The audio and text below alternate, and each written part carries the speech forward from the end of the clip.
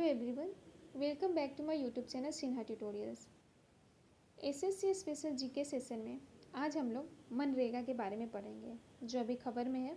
तो हम लोग आज इस सेशन में मनरेगा के बारे में कौन कौन सी बातें हैं वो सारा कवर करेंगे। ठीक है, तो चलिए स्टार्ट करते हैं।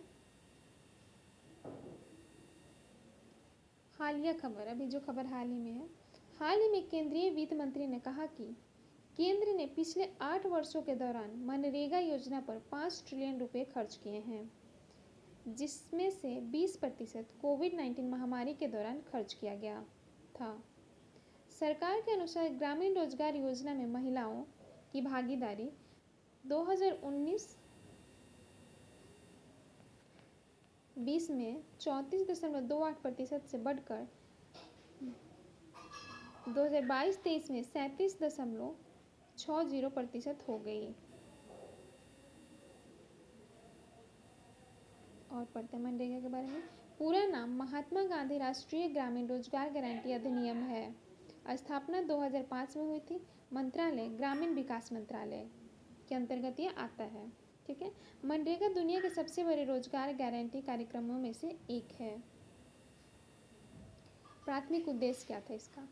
मनरेगा का प्राथमिक उद्देश्य क्या था? किसी भी ग्रामीण परिवार के वयस्क सदस्य को सार्वजनिक कार्य से संबंधित अकुशल शारीरिक श्रम उपलब्ध कराना, प्रत्येक वित्तीय वर्ष में 100 दिनों के रोजगार की गारंटी देना। कार्य का कानूनी अधिकार मनरेगा एक्ट 2005 के आधारित ढांचे के माध्यम से चरम गरीबी के कारणों का समाधान करने से है। लाभार्थियों में कम से कम 1/3 महिलाएं होनी चाहिए। न्यूनतम मजदूरी अधिनियम 1948 के अंतर्गत राज्य में कृषि मजदूरों के लिए निर्दिष्ट वैधानिक न्यूनतम मजदूरी के अनुसार मजदूरी का भुगतान किया जाना चाहिए। यह एक मांग प्रेरित योजना है, जिसके अंतर्गत किसी भी ग्रामीण वयस्क को मांग करने के 15 दिनों के भीतर काम पाने की कानूनी रूप से समर्थित गारंटी प्राप्त है, जिसमें विफल होने पर उसे बेरोजगार भत्ता प्रदान किया जाता है। यह मांग प्रेरित योजना श्रमिकों के स्वचयन को सक्षम बनाती है। मनरेगा के बारे में और क्या है वो पढ़ते हैं। इन कार्यों के योजना निर्माण और कार्यान्वयन में पंचायती राज संस्थाओं को महत्वपूर्ण भूमिका सौंपकर विकेंद्रीकरण की प्रक्रिया को सशक्त बनाने पर बल दिया गया है।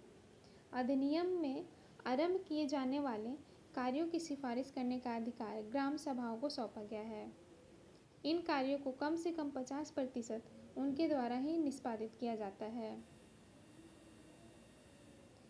इसमें ऐसे कार्यों में शामिल है, कौन कौन से कार्य शामिल है? आवास निर्माण कार्य, जल संरक्षण कार्य, बागवानी कार्य, गौशाला निर्माण कार्य, वृक्षारोपण कार्य, लघु सिंचाई कार्य, ग्रामीण संपर्क मार्ग निर्माण कार्य, ग्रामीण संपर्क मार्ग निर्माण कार्य और चकबंद कार्य, भूमि विकास कार्य, बाढ़ नियंत्रण कार्य, ये सारा इसमें शामिल है। इसके क्या लाभ हैं? मनरेगा के तहत काम निवास से 5 किलोमीटर के दायरे में दिया जाता है। इस योजना के तहत किए गए कार्य का भुगतान सीधे बैंक खाते में जमा होता है। विशेष स्थिति में अनुमति लेकर नगद भुगतान की भी व्यवस्था होती है। और क्या है इससे जुड़ी बातें? संशोधित वेतन के अनुसार राज्यों और केंद्र शासित प्रदेश में से 21 ने 5% से कम और 10 राज्यों ने 5% से अधिक वृद्धि की। मणिपुर, मिजोरम और त्रिपुरा की मजदूरी दरों में कोई बदलाव नहीं। गोवा में सबसे अधिक 7.14% वृद्धि की गई। सबसे कम 1.77% की वृद्धि मेघालय में हुई है। सबसे अधिक नरेगा मजदूरी वाले 5 राज्य या केंद्र शासित प्रदेश हरियाणा, गोवा, केरल, कर्नाटक और अंडमान और निकोबार द्वीप है। सबसे कम नरेगा मजदूरी वाले 5 राज्य त्रिपुरा, बिहार, झारखंड, छत्तीसगढ़ और मध्य प्रदेश है। ठीक है फ्रेंड्स, तो आज के सेशन में बस इतना ही। अगर आप लोगों को सेशन अच्छा लगा तो अपने फ्रेंड के साथ शेयर कीजिए और मेरे चैनल को सब्सक्राइब कीजिए। Thank you.